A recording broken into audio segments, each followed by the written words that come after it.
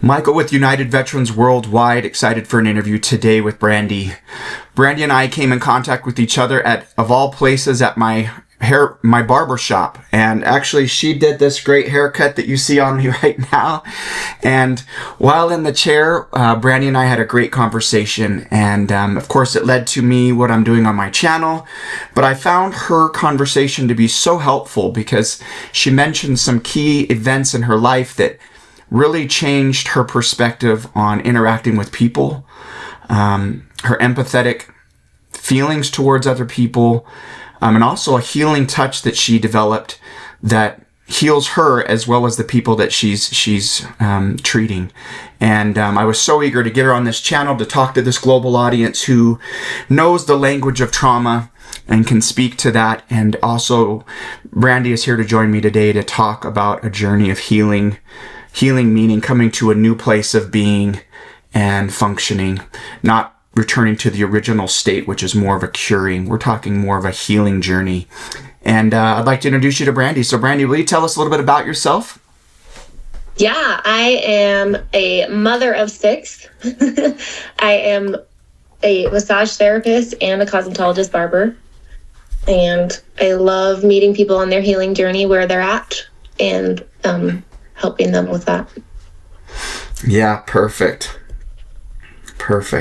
And I've had, early on in this channel, I had a massage therapist on that I've been going to for the last 2 years.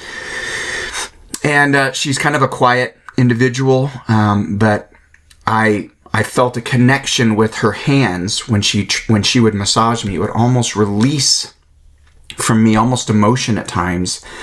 And I just found it so healing. And so I interviewed her on this channel about that journey that she took.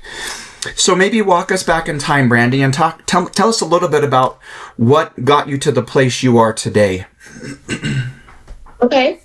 So I have survived a lot of complex trauma as a small person for several years from a lot of my caregivers, the ones that were to be there to take care of me. And later in my life, in my early 30s, I started receiving massage for myself. And I was doing that regularly, and I craved it. I wanted it so bad. And I didn't realize that over that 2 years I wanted to go back to the same therapist every time because something about her just made me feel so settled and so peaceful. Yeah. And I had this kind of aha moment one day where I was like, wait a second. She is being physically intimate, not sexual, with me. And it is healing parts of me that have been abused in those ways. And so that's why I was craving it so bad, because she was giving me something and she might not even have known that that's what she was doing. But for me, I was like, whoa. And at the time, my youngest was about to go to school full time. And I thought, what if I could have those skills and go to massage school and help people on their journey and they don't even know, but it's healing generational emotional trauma without them knowing, and then, or even better, what if they did want that and we could get even further? So you mentioned generational trauma. I take notes as I go here so I can remember some of the details that really stand out from your story. Generational trauma, from my experience recently of learning, is repeated behaviors that people held on to trauma, energy, transferred that same behavior or trauma onto the next generation, and so on until somebody finally owns that, right? And then is able to open that up to start healing again and preventing it from going to that next generation. Is that accurate? Yeah, until somebody's ready to say, hey, this has been passed on and passed on and passed on, and maybe it's lighter as it goes, but until someone's willing to say, I'm here to do what it takes. I'm not going to be a hurt person that hurts people. So I'm going to break that chain and I'm going to drag it over there. I'm going to leave that one here and make a new chain. Yeah. Well, we have some things in common. I also have 6 children, and you have 6 children, and they're such they're such a blessing in my life. So can you walk me through some of the most meaningful the most memorable traumas that could have defeated you, and instead you took a different path later on? Yeah. So some very complex sexual trauma starting from when I was 2 years old, which is unfathomable, and you can't really understand how someone can hurt a 2-year-old in that way. But your mind kind of dissociates it to protect you, right? And so I didn't remember a lot of that. There were little PTSD snippets in my mind of those things up until I was about 9. Those things were happening. Uncles, my father, and it was very confusing. So as I became a teenager, I had different interactions that were more of a self-destructive way, not knowing how to deal with that, thinking love was physical and that's it, and that's how you earn it.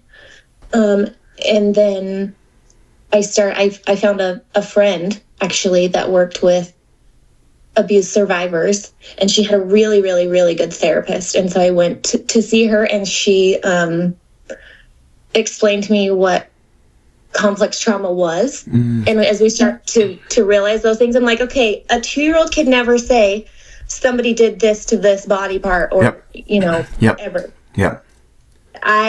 But then as an adult, I know exactly, and I was having body memories and all of those things. And I guess to finish answering your question of what you asked is, I made a choice, a very conscious choice, that my children would never, not ever, be exposed to any of those people. And if there was anything that I even questioned, they would be removed. And that I would never, in those ways, hurt them ever. So, this is a very sensitive topic, and I want to treat it as such, but I want you to know where I'm coming from when I ask that question. My dear mother passed away early on with Lou Gehrig's disease. She died at 58.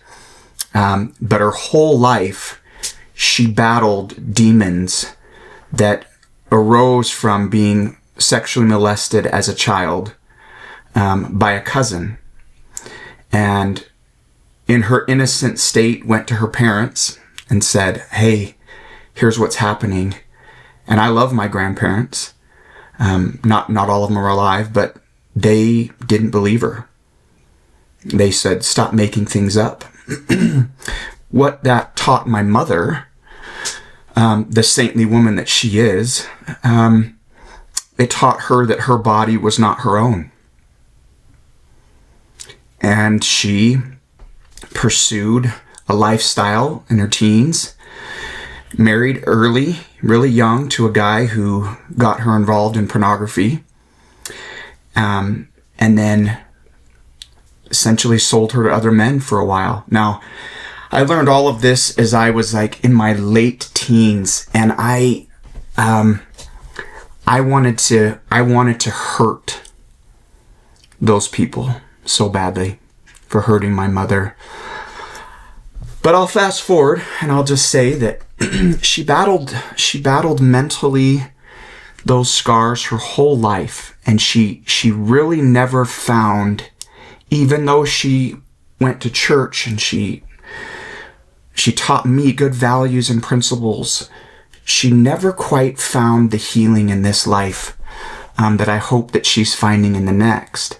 And so when I ask you these questions, Brandy, I don't do it from a place of entertainment. I do it from a place of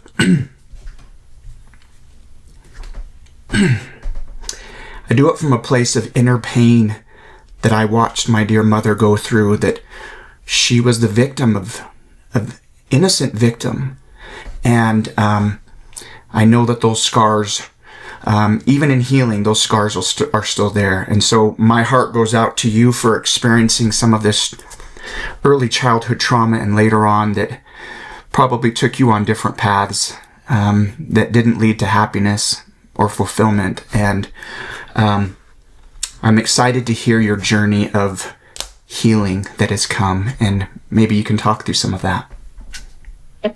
I will say, as a young person trying to describe, and I do feel emotional, I feel your pain. So seeing it from a child's perspective and watching your parent have to fight those demons, and sometimes they just don't have the tools.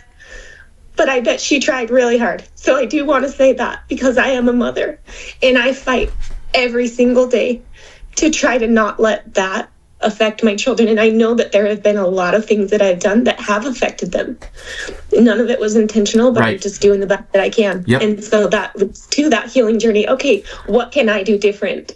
How can I continue to want to try? You know, when my kids are mad at me and I have a moment of therapy where I'm like, I'm a 4-year-old right now and I'm scribbling out eyes of a coloring book, you know, and my kids are like, what the heck is wrong with mom? You know, and so that's scary stuff. But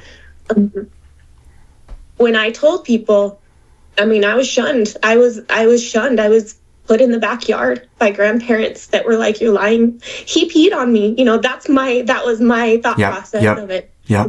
And so I was banished, so I wouldn't talk about stuff like that. And my mom, you know, was on her second marriage, and she was like, don't tell anyone. You can only talk to me. I don't want it to ruin my marriage. You know, so then I had the burden of that, like, and then babysitters and all these things that just, and then they would go serve a mission or they would serve in the church, and I'm supposed to respect that. And I was just like, how can I change this? You know, oh, and there's my goodness. this little glimpse. I call it the sparkle. Yeah. I call it the sparkle. Things that make me really happy. So I do wear accessories all the time because those little things make me happy. Yeah. And it's a constant thing, you know? Yeah. I mean, it's a real thing. These are not for everyone else. These are for me, so that I'm like, oh, that's cute. You know, Yep. And it gives me that little dopamine. Yep. So that I'm not chasing other things that I need dopamine from, you know? Yep. So as far as massage therapy goes, I started doing school for massage therapy, found out I was pregnant with my 6th kiddo, and was shortly after that divorced after 19 years. But while I was in school, they were like, do you do energy work?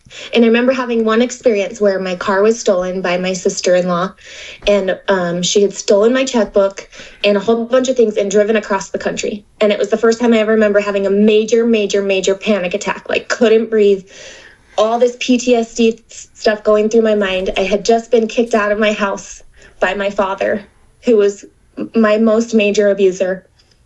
She had taken the car that I paid for, all of these things happening. And my mother-in-law gave me a Valium. And I was like, what? And I took it, and it took all of it away. And I was like, well, that's actually pretty awesome, you know? And I decided then to trade any sexual pleasure, I guess, if you will, with a temple marriage. I was like, I'm going to go to the temple, and that means I have to be clean and pure, and I can't. That's just turned off in my mind. It just wasn't a thing anymore, regardless of all the other things. So within my marriage, that was very hurtful for my spouse, because he was like, what's wrong? And I would have PTSD moments when there was physical anything. Yeah. Fast forward to when I started receiving massage, and somebody was touching my body, and I was allowing them to, it was doing the healing and all of that. The therapist and my instructors in school asked me, did you know that you're an energy worker? And I was like, what? What does that even mean? You know, I don't even know what you mean. Well, you put hands on a body and it's a different energy. You connect to their energy and you can heal through it. And I started remembering all these little times where, oh yeah, I knew somebody was in an auto accident before they even were in an accident. And I was calling, is everything okay? No, I just got in an accident. So all these little things. So as they helped me explore that and teach me different modalities to help me do that, I can look at a body. I can look into someone's eyes. I can see based on how their shoulders are, how they walk, where they're hurting. And with hands on the body, I can feel if that's an energetic thing or if it's a muscle thing. So there may be something going on in somebody's stomach and they think that they're just having gastrointestinal stuff, when really that just is a spot where we really house a lot of insecurity. So working through that and giving them a space, and I just communicate and say, hey, if you feel like saying something, you can say something. I would encourage you to hear what's in your mind right now, even if you don't want to go there, and even later go and journal this experience. A lot of people will verbalize it, and then I will try to relate in a non-invasive way about it. Or, sometimes I'll poke a little, and sometimes they just will cry and just let it out. And what I realized was I was making a choice to put my hands on their body to give my empathic ability, which I don't know. I mean, I can only say that it comes from God. That's my belief. I believe. And the universe and the energy in the world. And I want to give that. I want to be a healer in a way that, I have that ability to do that, and I want to give it to you. So that's a way for me in the healing journey to say, that's in my power. If somebody walks through the door and they don't have good intentions, or they're being inappropriate or sexual or any kind of way, I have no problem saying, this is not the right space for you. Yeah. That's not what to do. Or welcoming them in and saying, if you want to address that, I'll address that with you, but you might not like it. Yeah. Yeah. So, but I realize it's healing me. It heals me as much as it heals them. It gives me back something that was taken from me that wasn't for anyone to take from me. Yep. Yeah, you've said some important things here, and I'm just gonna go back a little bit and mention them. One is in your innocence, and I talked about my mother fighting demons her whole life. These demons with these people's interaction with you as a child tried to take what would eventually become your superpower, right? Your gift to others. And the joy of this message that you just shared today, and that's so much of what this channel is, of overcoming trauma to a place of triumph, is you found your superpower still. You found your gift to heal. And even though they took innocence, you still have it, and you came out victorious. I love that message, Brandy, because that is the hope that exists for all of us on this channel globally, right? 67,000 today who have subscribed, who tune in, because they know what trauma is. And hearing your story of going through darkness and finding your gift and giving it back to others is one of the main solutions for a person who's healing. A person who is not healed can't return and use that same touch that was abused in a healthy way, but you found it. Yeah. Thank God. Literally. Yes. I freaking love that. You also mentioned for the first time when I was in the chair getting my hair cut, you mentioned something to the tone of like, I experience healing at the same time as I'm massaging somebody. And I've never heard that before, but I love the imagery in my mind of healing or transferring energy back and forth. And, that to me was new. I think while I was in the chair and I mentioned that I had a YouTube channel where I was talking to people about their trauma and getting to another place in the journey, you mentioned something really quickly. I think you said something like, I could feel it, or something along those lines, right? Like, I could feel the energy of what you were doing or saying. Do you remember what that was? I don't remember. I don't remember saying exactly what I said, but I do remember the feeling that you carry, the empathy and the energetic connection that you carry. Yeah. It is very evident. You definitely have what I call the sparkle. You have that ability to be in a space, and it doesn't matter who's there. You are freely giving, and you must have really also set good boundaries for this, but you're giving when you're just being who you are, which is like the most phenomenal way to give ever, because it's who you are. Yeah. And you carry that with you. You sit in the chair, you own it, but you're not controlling it, and it's, yeah. I love that. Thank you for that. That's a good imagery for me to capture. I've never I consider myself a warrior in so many ways, a warrior with sparkle. that's we can call it something else for the guys. I don't know what it is. That's a fun thought. That's a fun thought. Have you ever tried hypnotherapy? I don't know if I asked you that before. I have not done hypnotherapy. No. We did talk about that. Okay. Something that I have wanted to try. Having PTSD, it does make me a little nervous because I'm like, I have to really, really, really trust you if you're going to put me in a space where you're going to where I could be triggered with no conscious coping skills. Yeah. Yeah. Well, my hypnotherapist that I've used over the last year is located in the UK. So we do it just like you and I are talking today on this channel. So I have her up on the screen. I get into my comfy space in my home. I lay back in my chair, and she talks me down level after level after level until I'm. It's almost like I'm in a sleep state, but I'm not. And everything that we've already talked through, she's written down a plan, and her name is Beck, and she's just wonderful. I actually interviewed her on this channel, and then she interviewed me on her channel, which was wild. But she talked to my subconscious about certain levers that I wanted pulled. As an example, I was anxious about starting this YouTube channel because I thought, who would want to listen to me jib jab all the time? Turns out, plenty of people. But she turned that lever. She's like, I want to give you more self-confidence, right? Like, I'm going to turn off fear.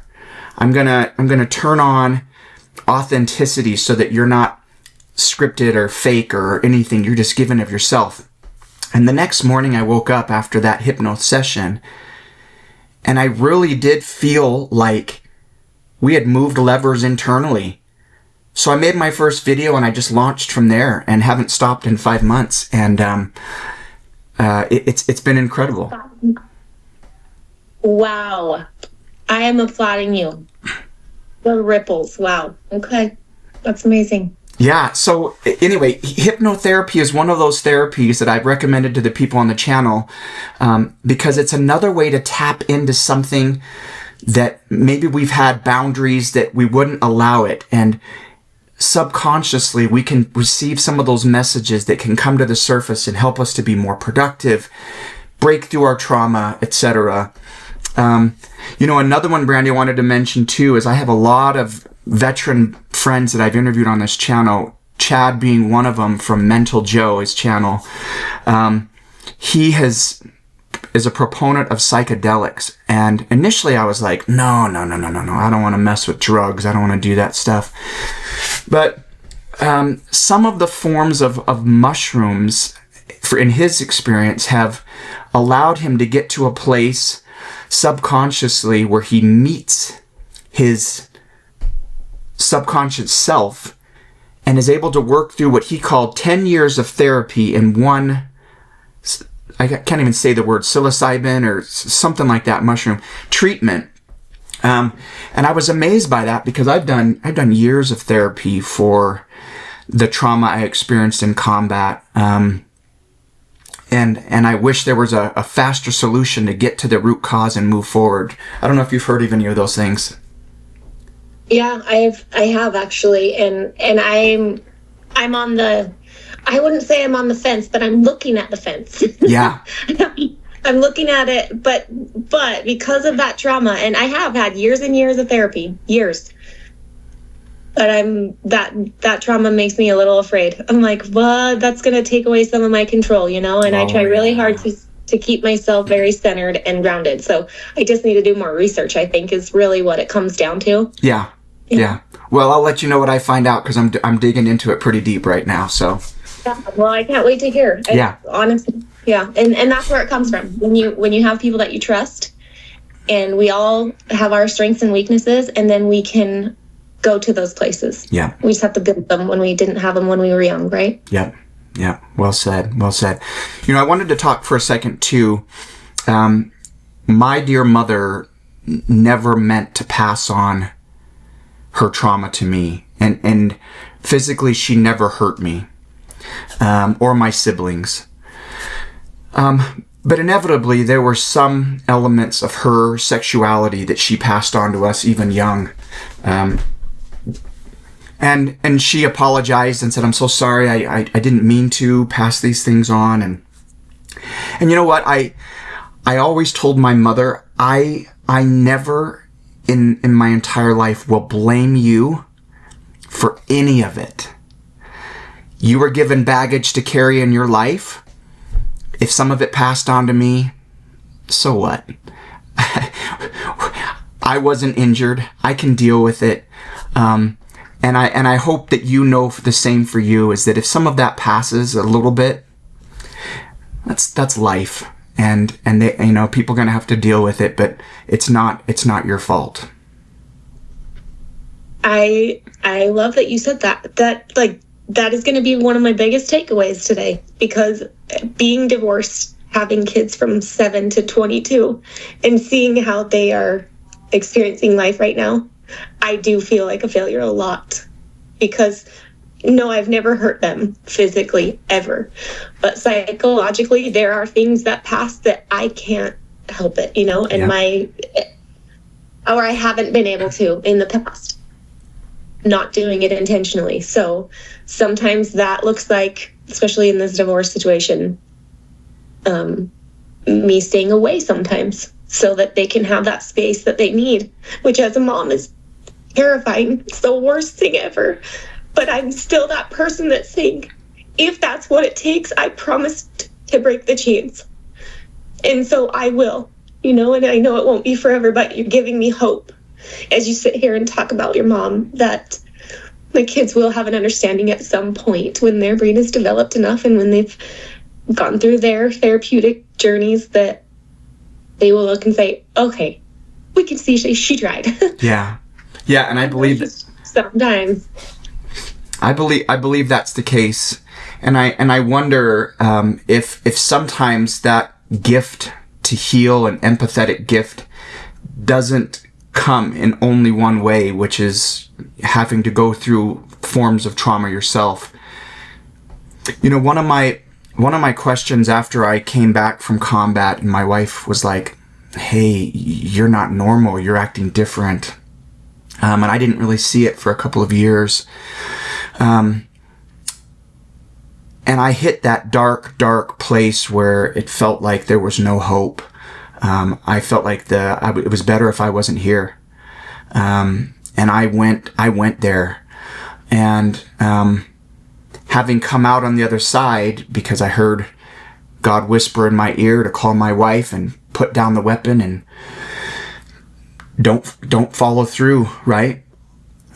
Because I've gone through that trauma and experience, now it brings me to a place where I'm meeting with people who have been in that dark place, or still in that dark place, and I grab them by the face and I say, this isn't the path. There's another one, and it's better, and it eventually gets bright, and eventually hope returns to our bodies and our minds. We can pull all these levers: fitness, nutrition, mental health, spirituality, making connections, and all of it will just help that ramp of improvement and well-being grow stronger. And I love talking with you today, and talking with you while getting my good haircut, because I could sense that you're a person who is an example of what it means to be on a wellness journey. Well, thank you. I'm glad that it's evident. It is evident. I'm not just around like chaos, like the Charlie Brown guy with all of his. I'm looking for those ones. Hey, come here. Let me help you untie that yarn a little. And there are plenty. Or let me just hold it for a second, and I'll give it right back. Yeah, no, there are plenty. So let me ask a personal question here for a second, Brandy. So when we talk about a relationship or spirituality and a belief in God, when you consider the violations that have happened and going through this struggle of divorce, which many people on this channel can relate to, how do you find a place to trust God when you've gone through these difficulties? Ooh, that is a really good personal question. It's a battle that I've had there it goes, triggers those tears. When I haven't had a father or a masculine figure in my life, or an example of one that shows that unconditional love, and I'm asked to believe in a loving God. And so what I've actually done is, because I'm a mother and I have my own children, I think of myself in his image, in the way that I know how much I love my children, and I know how much I'm willing to do for them. And if I'm like God, then that's how he is. And I can trust that he has my best interest in mind, even if that means that my journey here is to be a warrior and just have a safe place to sleep at night. Then I can trust that he will be there. And I do have other experiences where I absolutely cannot ever deny that there is a God that cares about just me. Yep. Yep. In those moments of full despair, when you're screaming and crying and you don't know how you're going to survive, and you feel those proverbial arms wrapped around you, that's a real feeling that you cannot deny. And he absolutely will. Or he sends an angel in physical form to stand right next to you in the face of your child or your wife, and they could have never known without that. No. So no. That was a hard one to figure out. I'm glad that you're vulnerable enough to share that detail, because that resonates so strongly with me. I remember at my lowest point, being so depressed and anxious that I could not feel that he was there. And then I said, well, then he must not be. And I remember we went camping as a family, and I was not in a good mental space, and so I just took a walk down this dark road in the mountains of the Appalachian Mountains of Georgia. And I'm walking down this dark road, and I can't see anything. I can barely see the outline of the road with the trees on both sides, and there's a huge canopy overhead. And I remember offering a quick prayer, and I just said, I haven't felt you in a long time, so are you there? Do you know that I'm suffering so badly? And it was in that moment where the trees with the wind kind of separated, and the full moon shone right down on me. Nowhere else, just in that darkness. And it hit me for like 3 seconds, and then the trees swayed and went back to covered, and it was dark again. And little glimpses like that have shown me that God does know where we are, what we're going through. So he knows, Brandy, that you are suffering today.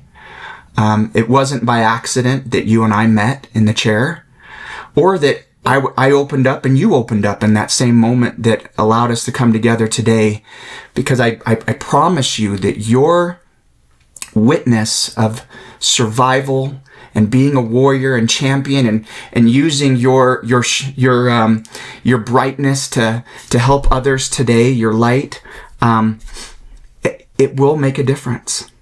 Someone will feel that difference. And you talk about an angel that can come and be there. Well, that's what you are today for this global audience. You will be that voice. Thank you. I appreciate that. And I appreciate the opportunity. I have not had the opportunity, and I feel like a platform like this really gives a lot of internal power, and it just allows, again, healing on my side as well, to just say, hey, yeah, that's a part of me. It's not who I am. Yeah. But it's a big deal, and you're not alone. Yeah. Yeah. There's people that can understand, and they'll be put right in your life right when you need them. Yep. Yep. I've interviewed some females on this channel who, in their active military service, were victims of military sexual trauma, and it's not unlike a family member hurting another family member, because in the military unit you're so tight knit that that's your brother, right? And you're the sister and whatever. And those people still battle that trauma today so deeply. And your story of overcoming that type of violation and finding a place where you're on your way is so rewarding for me to hear. I just wish that there was something like this from my mother when she was still alive, where she could see that there are ways to heal and get better. Brandy, as we get our last couple minutes here of the interview, I'd love to have your advice for this global audience if they're struggling with PTSD or depression or anxiety or any other mental fatigue as a parent. What advice can you give them from your standpoint today? Well, I'm going to go with the first thing that comes to my mind because that's typically how I roll. Don't be prideful. It is not shameful. It is not shameful that you have had experiences that have brought you to this space. Don't carry the shame and reach out, because there are people like us and there are people all around you that will absolutely help you if you say that you need it. We all want to see that somebody is hurting, right? We want to help. But sometimes, especially in my case, in my experiences, I have kept my mouth shut a lot of times, where if I had just said, I am struggling, and let people see me literally falling apart, they probably would have held me up, you know? Yeah. Don't turn your phone off and go away. And those kiddos and spouses and friends and family, even your barber. Yes. We need you. Yeah. Beautiful. You know, yeah, great message. And to the global audience today listening and tuning in, I hope that you can take Brandy's witness of pushing forward through the darkness and finding spaces of light and using the gift that you develop to bless the lives of others. And that's part of that making and keeping connections lever that I talk about pulling all the time as part of this wellness journey. If we try to do it alone, we will fail. We will fail. I'm so glad, Brandy, that we've met, and I'm so thankful for the good haircut again. I'll show it again. I love it. And I want you to know, like I say to everybody on this channel, and I mean it truthfully, is that you have a brother in me. If you ever need me, let me know. Okay. I won't be prideful. I'll reach out. Yeah. Thank you. Yeah, exactly. Well, thanks very much for joining us today, and I look forward to seeing you in the future. Thank you so much. I appreciate it. See ya.